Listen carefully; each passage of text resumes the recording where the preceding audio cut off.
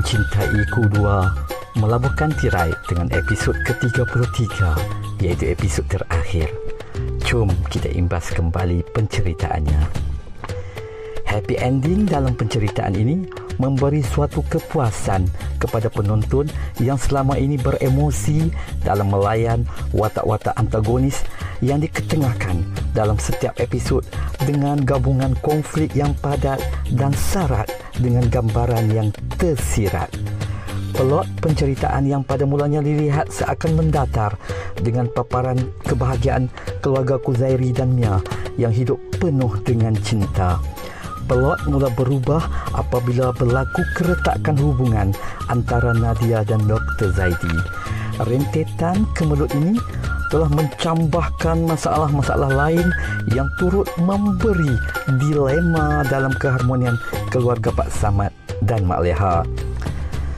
Jelas cerita semakin menarik dengan hadirnya Yati, iaitu ibu Mia, ke dalam rumah Pak Samad dan Mak Leha dalam misinya memusnahkan keluarga Pak Samad secara menyeluruh. Nadia adalah watak pertama yang termakan omongan Yati yang menyebabkan hubungan cintanya dengan Dr. Zaidi musnah. Kita lihat konflik demi konflik mula mengembangkan jalan cerita yang mula membawa penonton ke dalam cerita itu sendiri. Penonton seakan berada dalam konflik yang dibina. Konflik Mia yang mula cemburu dengan Nurul dan Syakila malah sudah ada baik benci kepada mentuanya akibat termakan hasutan kemunafikan ibunya. Konflik yang turut mewarnai penceritaan menjadi lebih complicated bila berlakunya penceraian antara Helmi dan Sophie yang memperlihatkan dua sudut pandangan yang berbeza, sama ada faktor zuriat atau konflik antara bapa mentua dan menantu yang panas baran.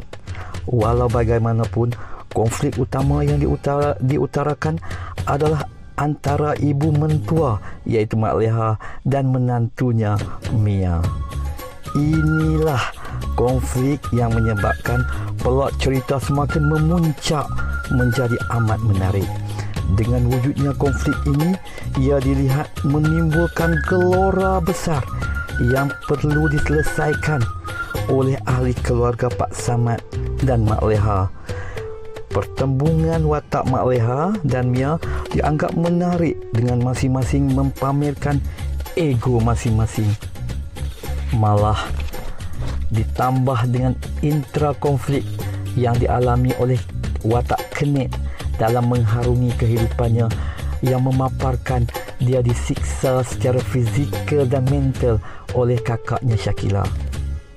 Syakila yang seakan trauma dengan kematian anaknya di samping bersuamikan penagih dadah melepaskan amarahnya kepada adiknya sendiri.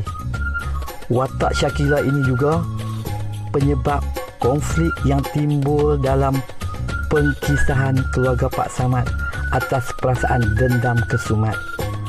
Walaupun kewujudan watak Nurul hanya singkat sahaja, tetapi digambarkan sebagai perampas dan wanita yang materialistik yang pada mulanya dilihat sopan dan santun. Tetapi watak antagonisnya singkat sahaja dengan penonjolan kegelojohan dalam mendapatkan habuan, tetapi ia rentetan rancangan Mak Leha sendiri.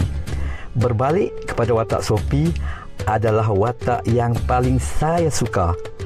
Susah untuk dapatkan isteri sebaik dan sesantunnya dan memang sesuai dengan watak Helmi sebagai suaminya pada akhir episod.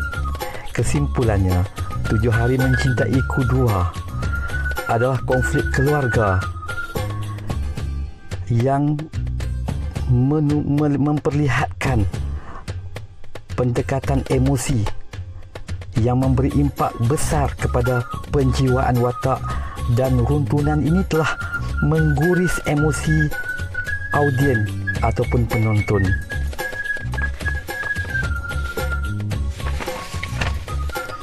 Sehinggalah terbawa dalam bicara harian mereka Bagi saya, watak Kushairi adalah watak yang mendapat persepsi pelbagai.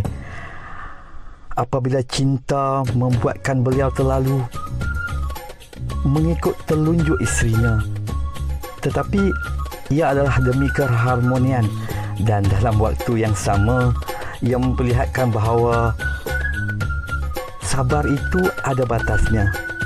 Ia diperlihatkan dalam watak Kushairi. Bagi saya, sememangnya 7 hari mencintaiku 2 memenuhi atau menepati cita rasa penonton masa kini. Bagi saya, 7 hari mencintaiku 2 ini adalah yang terbaik yang pernah saya tonton. Sekian, terima kasih.